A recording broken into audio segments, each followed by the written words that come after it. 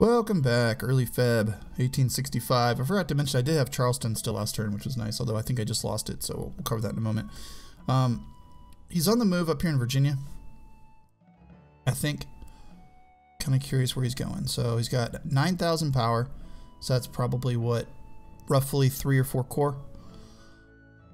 I'm seeing 2 core. One under Hamilton with 3,000, one under Barry with 2,800, and then that doesn't account for their 4,000. So there's probably 2 more core in there. So he's got 4 core, and I'm not sure where he's going. So I'm guessing he's going to attack here, right? So Claiborne isn't fully dug in, and there's no river crossing. It's probably where he's attacking. So he's supported by Forney, Jackson. So I've got 3 core here, so he'll have 4 core against my 3 core if he's attacking me. That should be interesting. And then obviously Stewart's down here, but he's just more just to cover my left flank. So that's what's going on there. We did just lose Charleston, finally. So he came in with a core, 3 divisions, took it back. So we held that for like 4 turns though, so I found that to be very successful. So I'm going to send him back up, join him with Stewart. I think that's the battle here. That's the only battle happened this turn. They had 25,700 troops. So that's good. That's 25,000 troops that aren't attacking Atlanta right now, right? No movement here down here in southern Georgia, near Savannah. And then the great catastrophe that was me losing Chattanooga is still on full display. We had that 1 turn of clear weather, and now we're back to just absolutely horrendous weather. So bad timing. If this harsh weather came in one more, say in late February as opposed to early February, I think we would have been in really good shape. Now we're back to the same problem we were in, and it looks like he might be able to move because he's got. I don't think he'd attack me with that. I don't know. So I'm digging in here as best I can. I got 3 divisions. I went and put Mosby in with Pemberton, and unfortunately this is not a core, right? What I had to do is I was trying to move my units around. So I'm going to have a turn here where Beauregard is detached from his stack. I'm putting him in here so that I'll have 2 core that way. And then I took, basically what I was like, okay, is there a division that I can get out of here sooner rather than later? So he's 22 days. That was faster than what would have otherwise been. And then Polk is 25 days. So what I do is I took Beauregard, some of his divisions and stuff. I just broke everything up. Just desperately trying to get everybody out of there. So not a good situation still, unfortunately. It is what it is. There's not a whole lot I can do about it. So, all right. So Smith is 24 days. Thinking back on it, I probably was better off just trying to get him across here instead of doing this weird thing over here and then over there. That was stupid of me. I mean, really, like the last year and a half, I've really kind of botched this game, to be honest with you. I've really jacked things up. But at least you get to see it in real time, right? So you'll know not to do the things that I've done, so that when you're playing it, you will be far more successful than me. So I'm moving supply wagon here to get him supply, because even though he has his full wagon here, which is one of the ones I just moved up from Atlanta, you know, with the weather being what it is and off the rail tracks, it's going to be hard to maintain. Supply. Plus, you know, if the weather clears up a little bit, I'll push these supply wagons over to the left to supply these cores and keep them alive until I can get them back on my supply lines. So I've got Taylor back down here, so he's going to start training these guys up. I actually decided to move Hampton after I got done with the turn yesterday. Decided to move him back and start protecting my rail lines because I don't know, you know, if I'm going to have to rush Stewart this way. So I need to keep my rail lines protected. So he's going to be the one to deal with all the partisans in my rear that are trying to tear up the rail lines while I get everybody resituated. Now, I was able to, so I totally forgot about this. I originally had Johnston going here, and I was like, well, if he gets across, I don't want him just to stay here, right? Where do I want to put him? So I put him in Montgomery for 2 reasons. One, the supply is here, and he desperately needs to be resupplied. But then 2, again, I want to address any kind of movement that he does up the river here. So now that Johnston was able to get over here, I am And Stewart actually never made it to here, actually, so that is what it is. But I'm going to move him down here, and I'm going to resituate. So my new line is going to be here at Montgomery, and then here on this rail line. Excuse me. And the thought process is, if he decides to move across the rail line, you know, so be it. But if he comes up the river and I'm situated right here, he could still kind of land in my rear if he wanted, or down here at Montgomery if it got past my batteries. Here, at least, if he tries to sail up the river, this is about as far as he's going to be able to go. And then also, too, if he decides to land down here and move up the rail line, again, I'm well situated. So the only part that I'm somewhat exposed at right now is this river up here that sails up towards Atlanta. And I'll be able to see if he's going there more than likely. I will probably see him down here or over here. I did put some ships. I'm going to have them hanging out here. So these ships will get attacked if he's trying to move up this river, and that'll give me a heads up that I need to pull Johnston back. So that's the plan. So I put a lot of stuff here and right in here to deal with that. As you can see, I had some supply wagons, which again, I built them over here, and actually detached these guys. They were attached to, I think they were attached to him. So I'm going to move these guys forward and get them up here to provide supply. And this supply depot should be done in 2 turns, so that's good. And this was built. So now I'm going to build the supply depot here, which again will push supply hopefully up towards Atlanta.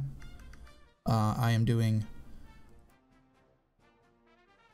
martial law here, and trying to hide the fact I have troops here. Part of the reasons, if you look at the loyalty, he has higher loyalty, so he should be able to see what I have here if I don't do the disinformation. So I'm trying to get martial law, trying to get the national morale or the loyalty up here so that I can hide my numbers here so he's not tracking what I'm doing. I'm not sure why this went blue, to be honest with you. I probably just didn't do a very good job having... I should have had a cavalry unit inside town here. They have high police power, so they basically help your loyalty in the province over the turns. I should have had him in here, but I didn't. So, all right. So I'm moving him up to this fort up here. Although I'm keeping this guy in here. He's inside this fort here. This partisan back here is really just to kind of slow him down, providing reinforcements over here. As you can see, he's got 4,500. So we're lucky we got out the turn that we did, because it looks like he either brought them all up from Mobile or he just sailed them up and dropped them off. And if we hadn't gone across that turn, we would have gotten just absolutely pummeled. He probably would destroy that army. There's the ironclads. Oh, another thing I'm doing here too. I'm gonna move Morgan up here because there's actually a little bit of supply here, which is nice, and our loyalty is 64, so you shouldn't be able to see him here. And then once the weather clears up, I'm gonna send him up and harass his depots and rail lines, so that in the event that he does take Atlanta, hopefully I can tear these rail lines up in the back sufficiently that he won't be able to fall back using these rail lines and get them over to Virginia by the by the end of 65. So I got him there. He's fortifying there.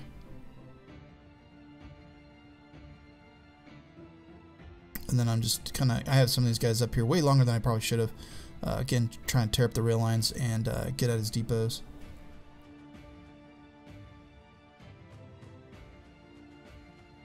All right. And again, not much going on in Texas that's worth reporting at this point. Okay.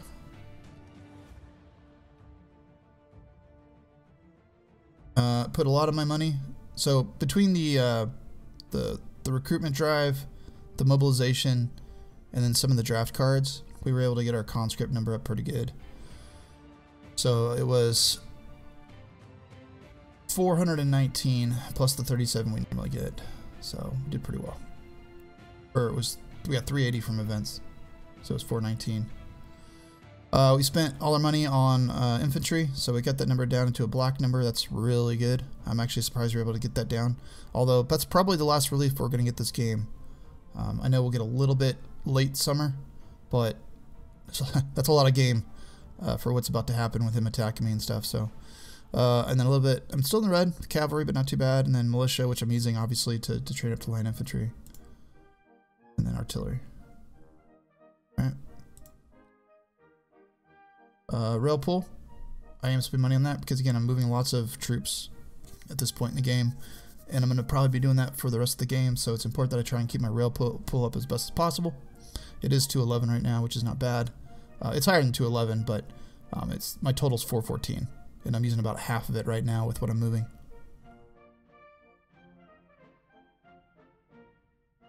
Okay. And then as far as anything else going on, nothing else to report on. Again, I burned another supply wagon, which I don't know if this is the best spending of money. It may not be, I don't know, but I'm really trying to pull the supply down here up. So between this and the supply depot, I'm hoping that I can get that stuff up here to my front line. All right, let's run the turn and see what happens. Late Feb 64. He didn't attack me in Georgia or in Virginia, so I'm not sure what I was seeing.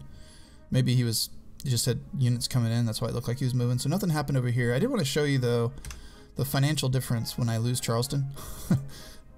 Look, 11 money is now our most. We lost that 21, so we already weren't making a lot of cash to begin with. What do we make here?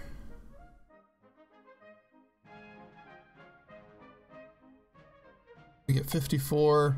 We get 11 from blockade running this last turn. That's a lot of money, actually. So this is a perfect example of how these blockade runners. Let me get off here real quick.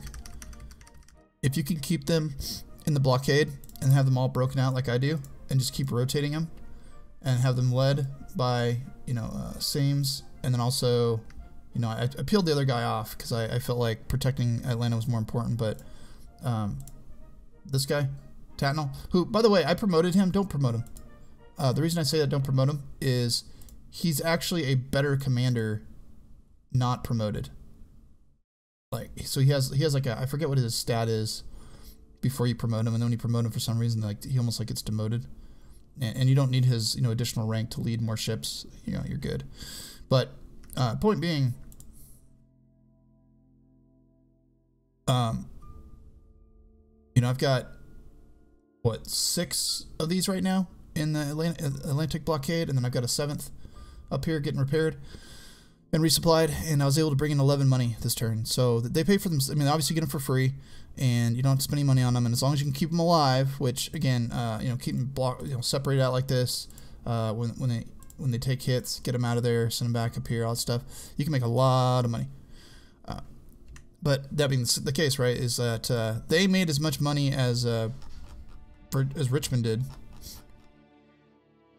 this turn, and really helped us because we would have had obviously we get 54 from towns or cities rather, and then we got 5 from regional decisions, but 11 from the blockade runners. So not a lot of money, right? And losing that 21, that's a lot of cash per turn based on, you know, what we're getting right now. So if I could take this back, I'm going to, because it's worth it. Nothing happened in Virginia. Over here at Chattanooga, situation keeps kind of going back and forth. So now it's not harsh weather, but it's mud. So that doesn't help me, right? Because mud just slows me down even further. So this guy is now 19 days, and he's out of supply. This guy, you know, is out of supply, and he's 18 days. So the only plus side is he's connected to Beauregard, and I got Beauregard over here. So if Beauregard's attacked, at least I've got 3 corps. If Johnson's attacked, I've got, you know, 2 corps. He's now on the move. I don't know if he's going to attack me or if he's just establishing this rail line, but he did move out of Chattanooga finally, so the weather must not be horrible, or at least maybe last turn it was, and now it's back to the way it was. He's also building a redoubt here, it looks like, which, yeah, makes sense. I can see why you do that. All right, well, I'm moving my supply wagons into the mountainous areas to try and get these guys supply. I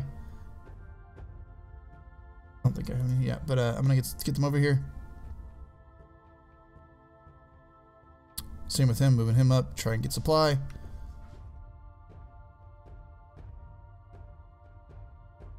Yep, so this supply deal was done, so I'll start having supply up there next turn. And then I think down here, these 2 are done. So these will start pulling supply forward as well. Johnston's kind of back to full strength in a lot of ways, which is really good. His units, yeah, fully supplied, so he's good. He's in really good shape. Stuart, a little bit, he's got a little bit of work to do. His guys are either wounded or I got to replenish this division. But that was a really bad situation. These guys were able to get out of it, so I'm really satisfied with how that went, all things considered, because they were about to get annihilated. So that saved 6 divisions right there. Tearing up rail lines over here. Morgan's, you can chill there until the weather gets a little bit better, and then I'm going to send him up, start harassing. And then just really quick on Texas. I've been harassing him a little bit, kind of coming up here and just harassing him, but again, as long as I don't lose Galveston, Hampstead, I'm about to lose, about to lose San Antonio, so that's going to be conscripts. But again, like I said, I don't think I'm going to have to worry about conscripts going forward. I'm not going to have a lot of money from here on out, so I'm not as worried about that, but I don't want to lose these. All right, I wasn't able to really put much money into, oh, sorry, let's go there. All right. All right. Okay, let's, nothing really happened this turn, so. I went ahead, yeah. I didn't go spend anything, so let's run the turn and we'll be back. All right, everybody, welcome back. Early March 1865. I did make some minor changes after the video before I hit the movement phase, which I'll explain in a moment. Still nothing going on in Georgia. I accidentally overshot AP Hill, so I need to pull him back. So I'm putting him in with Jackson to make that a 3-division corps again. So he's going back there. So that's what's going on up here. He's moving out of Charleston, so I can't tell if he's going to make a move on Sidney Johnson or not, since I can't see what he has here. I would imagine he's got more than just the, Butler, right? That's why I haven't attacked him, and also in part 2 because I'm well dug in. But I'm gonna have to watch him, see what he's doing. I'm not sure if he's going to move up and behind me, and so I may decide to pull him out possibly.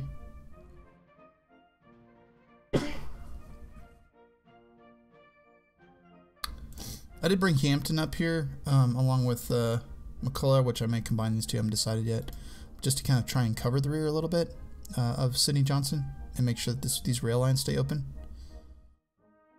Now, here's what's getting really bad. Okay, so I decided ultimately to move Stuart up here and then attach him to Beauregard, which I'm going to do. All right. It's a damn good thing I decided to do that. So I decided to do it because I was like, mud, I don't know if I'm going to be able to get these guys out, to be honest with you. They're kind of stuck trying to get them out. He got here, but now 31 days to there. And then 20 days down here. And I do have a supply depot down here now, which is fully functional, as you can see. Just one turn, it got this much supply, which is really good. Which also calls into question down here. Just want to see if this is working. Yeah, see, so here's a good illustration of how to pull supply forward. So I had a bunch of supply in Tallahassee. I just built these 2 last turn, and now look how much supply is here. So theoretically, right, this should get pulled forward up to Columbus next turn and up to Macomb. But this place is fully functional supply depot area, so plan is try and, if I can get my guys to here, that should be close enough to the supply depot to pull supply forward to them, at least in some amount. So I may end up doing that. He's got 5 days before he's here, and then I'm going to click and drag him probably down here. We'll see. I haven't decided yet. And then I've broken these guys out because as divisions they move a little bit faster than if they're all together, right? So I think probably they're gonna all head down there. Wait, why is he? I may just go that way, go down here, get to the supply, and then use the rail line to get to Atlanta. That might be hopeful. Atlanta may not be there by the time they get down here. I don't know. And here's why. Here's why. So I've got Beauregard here, Johnston, right? So 2 corps. And then 3 corps, and I built him back up, so I was able to get him back to full division. So what is that? Nine divisions. He, on the other hand, has 47 power under Sherman, so that's two core, and then he's got another like 4 core back here. So he's got like 6 core and more on the way probably. Yeah, he's got this guy over here, so he'll probably rail him over. If he decides to attack me in the next like turn or two, I don't see how I'm going to stop him from taking Atlanta. I just don't. This is my primary defensive line. Well, really, Chattanooga was my primary defensive line. This is my secondary defensive line. And then my third defensive line is like behind the river here. I mean, I can kind of use this because this is hills, right? But with that kind of force, like hills aren't going to really provide me much protection. So really my third line of defense is probably behind the river here at Atlanta. These three regions right here. So it's not looking good. It's definitely looking like he's going to take Atlanta. My goal at this point now is just to make him take as long as possible to take Atlanta, because that means all of these resources over here he's dedicating to taking Atlanta cannot go to Virginia to help with taking out Lee, right? So as long as I can hold out long enough to delay these troops from getting to Virginia, that's a win for us at this point. That's kind of where I'm at thought-wise.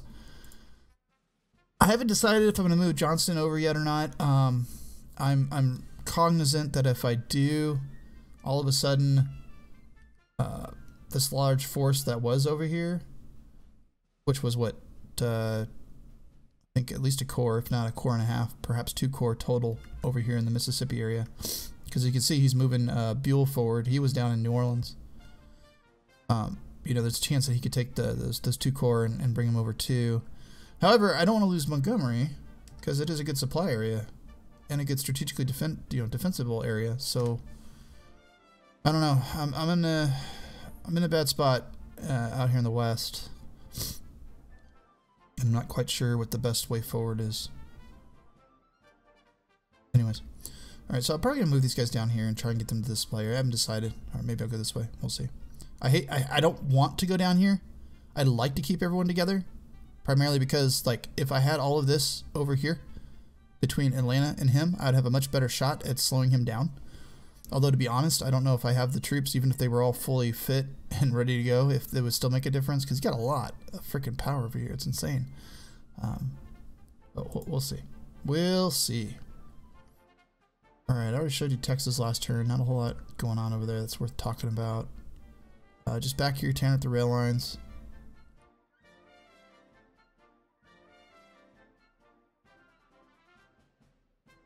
Oh, that's right. So he did try and move forward a little bit. It wasn't a very long battle though.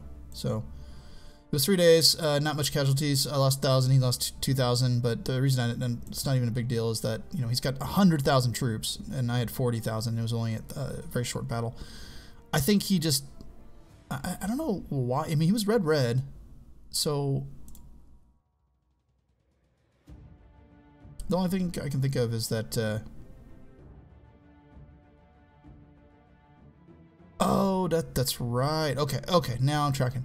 So Beauregard was here, and then he fled across the river, which is fine. I'm fine with that. With him having twice as many troops as me, I pulled back. That's right. Sorry, it's been a little bit since I looked this turn.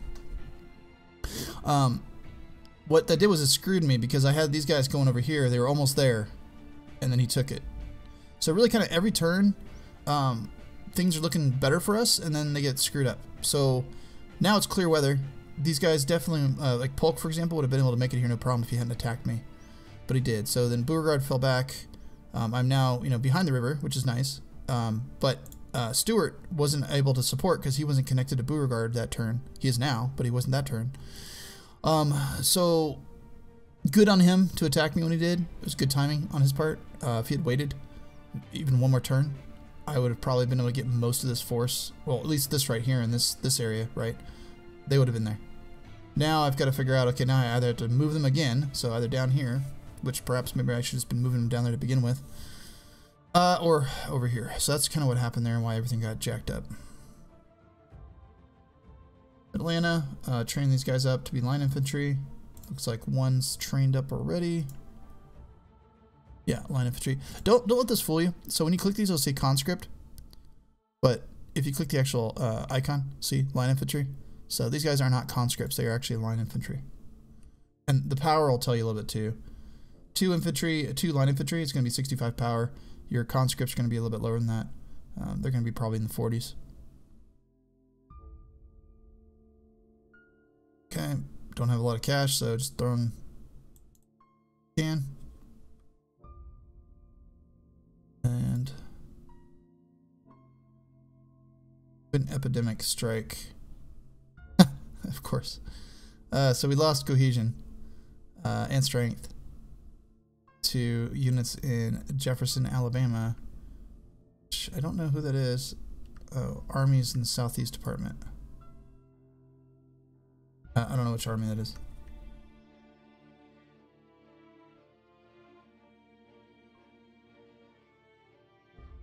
Well, anyways. Alright, one event here.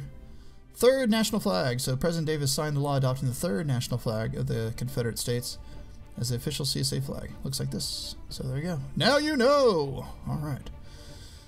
Okay, I got this fort going. This one's here just to slow him down. I'm tearing this one up because I'm probably going to lose it here pretty soon when he attacks. Digging in here, and that's about it. So, one final thing. This is the guy I was trying to find earlier in one of the earlier turns, but I had cavalry kind of patrolling the rail lines. So I got this guy, he's attacking this dude just to kind of keep the rail lines clean. And then I've been using him to kind of harass depots, go up here, and keep the rail line clear. And he's just got a bunch of Indians.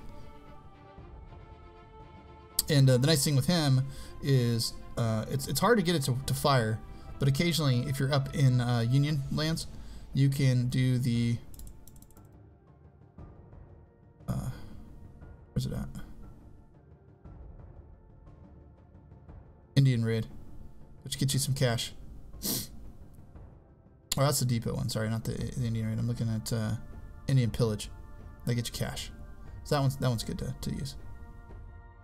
It's hard to get to fire though. I don't totally understand the mechanic, but you need him to be able to do it when you have the Indians. Okay, let's run the turn. See what happens next.